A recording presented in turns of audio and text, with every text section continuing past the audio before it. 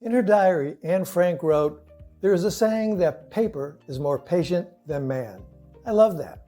And I would add, the paper doesn't complain, the paper doesn't criticize, and the paper doesn't blame. It only accepts. I've been journaling for a number of years now, usually first thing in the morning. I highly recommend it because of what the paper can do for you. It can release your thoughts and emotions, calm your mind and nerves, give you a place to direct your feelings, and maybe most importantly, encourage you. We carry around so much these days: work, family, financial and social obligations.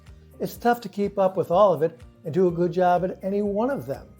Journaling, or the paper, helps solve this issue.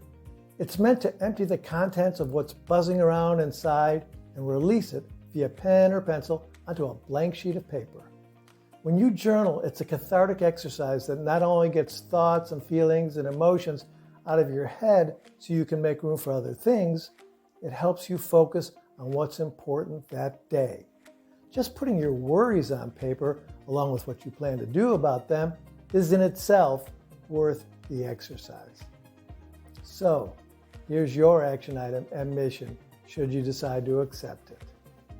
Try journaling for a few days and see if it makes a difference. It only takes a few minutes, but can make a big change right away. Here's a bonus. Don't throw away your old journal entries.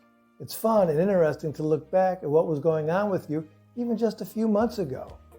As always, please feel free to share this post. Hopefully you can help someone else the right way. Sorry, I couldn't help myself. Remember, one hand washes the other, and together they get clean.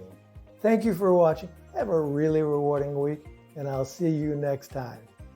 And if you're watching this on YouTube, please don't forget to subscribe and like this video. With just a couple of clicks, you could be helping thousands of people. Thanks.